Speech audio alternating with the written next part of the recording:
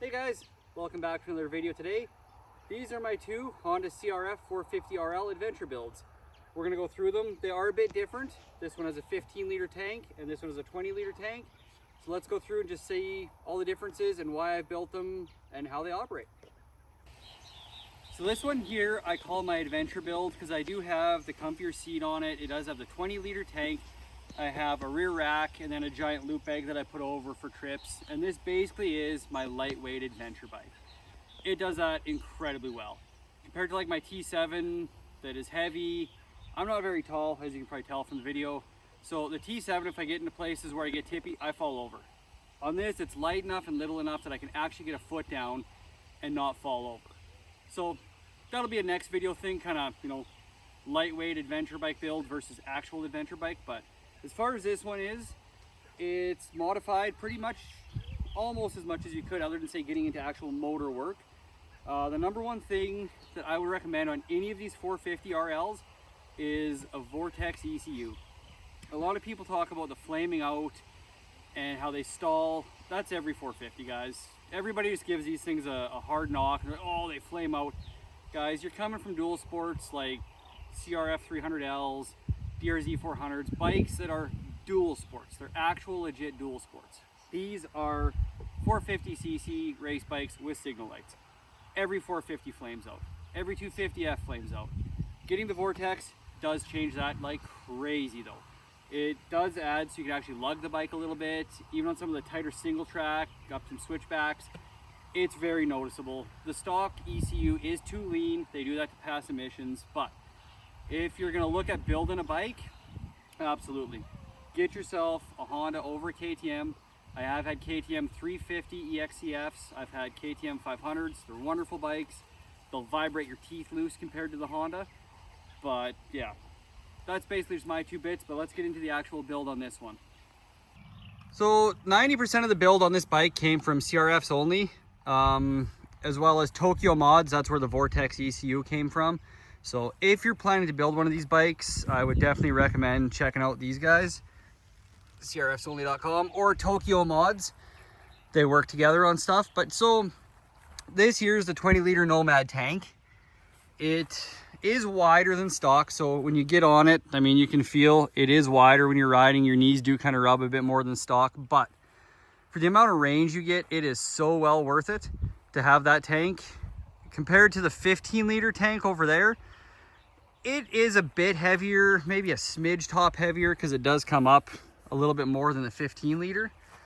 But I definitely wouldn't say it feels anything as heavy as, say, a full-blown adventure bike with that big old tank on there.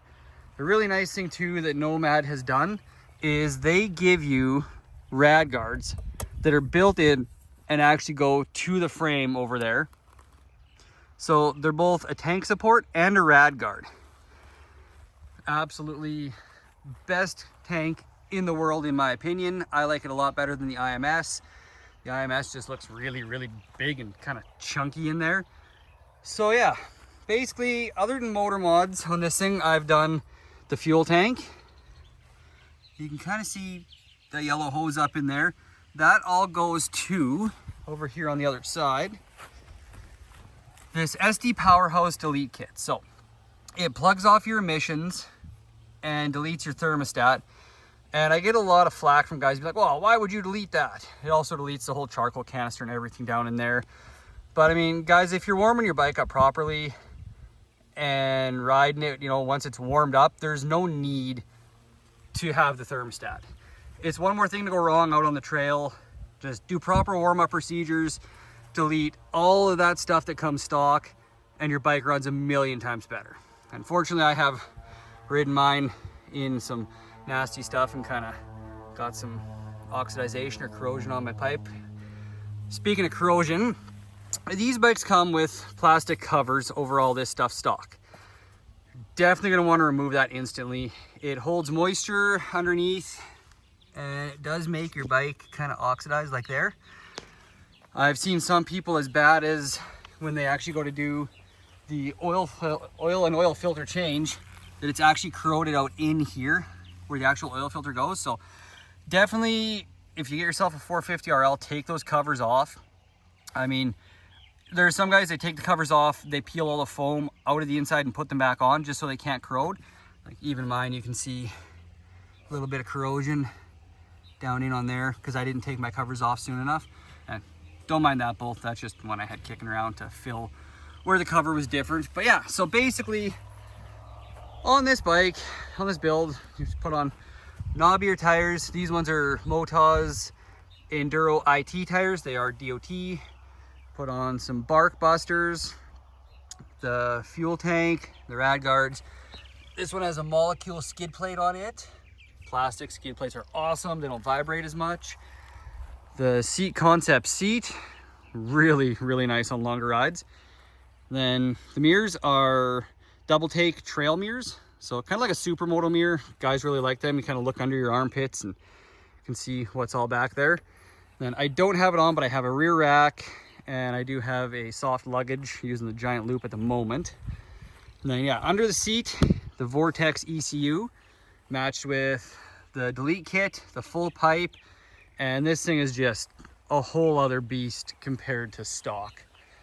And really, this one's a pretty similar build. I did keep the signal lights on this one and just put a fender eliminator on, whereas I call this one more so my dual sport build. It does have an AXP skid plate on it, which is sold by Moose. They're just a little bit cheaper to get here in Canada and easier to get. And I did put ODI bars on this rather than the Pro Tapers, like on that one. But yeah, basically identical builds. This one's fully deleted as well with the SD Powerhouse kit. They both have Vortex ECUs, full Yoshi exhaust. This one I did put a TST integrated taillight. Deleted the signals off the side because this is, I call this one more my dual sport bike. So the 15-liter tank does feel lighter. It's not as big and wide as compared to the 20-liter. So I do call this my dual sport build, whereas the other one's the adventure build. So yeah, just kind of tried to clean this one up with less stuff to break when I fall in the bush. But basically, yeah, those are my two CRF450RLs, both built. Hopefully I didn't miss anything, but if you have any questions or want to see, say, the install video or see some of the corrosion that was under here, I do have a bunch of stuff on my Instagram showing all that. I haven't put it on YouTube, but yeah, feel free to check that out if you're curious. But for now, hopefully that's covered everything. Thank you guys for watching. We'll see you in the next one.